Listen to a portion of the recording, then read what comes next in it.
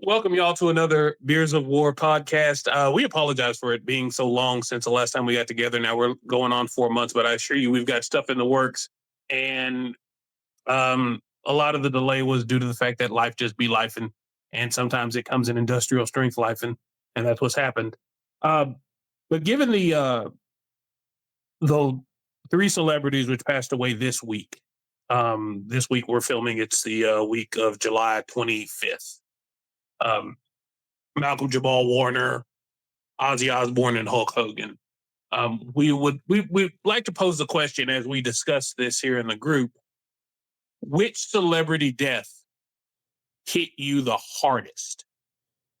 And we're gonna start that roundtable with brother Matilda over there. Still to this day, the hardest celebrity death that hit me the hardest was the loss of Dale Earnhardt Sr. Back at that point, I was still real heavy into NASCAR.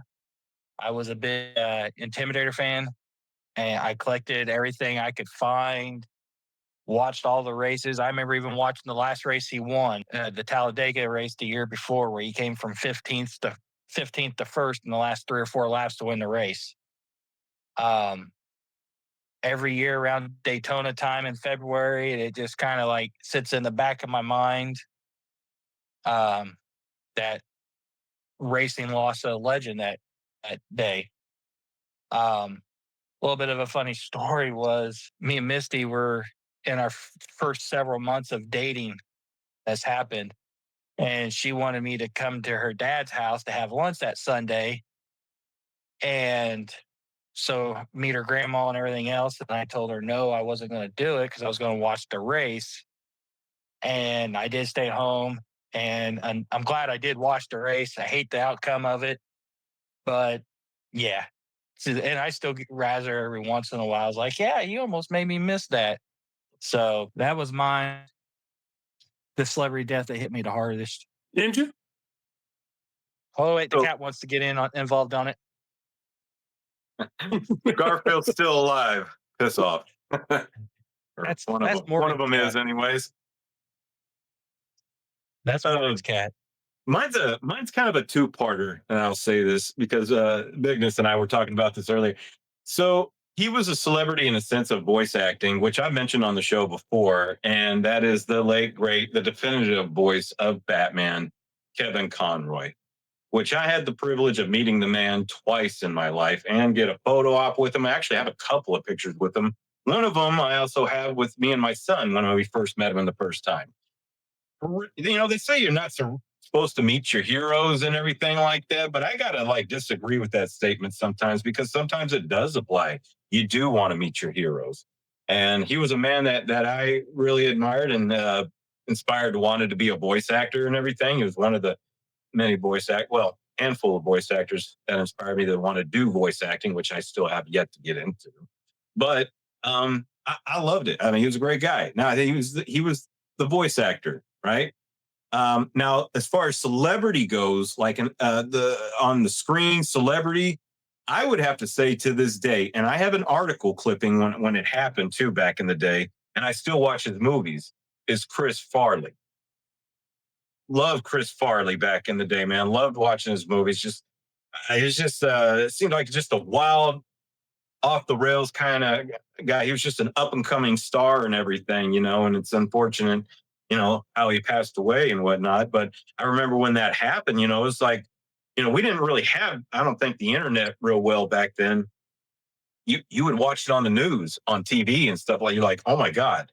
And as soon as I found out he passed away, I immediately went out to go find a newspaper, back when you got the machines and everything, get the newspaper out, and I even framed it and everything. So I still have it to this day somewhere, which probably will bring it out eventually for the game room. But yeah, Chris Farley, man, that one really got me right there.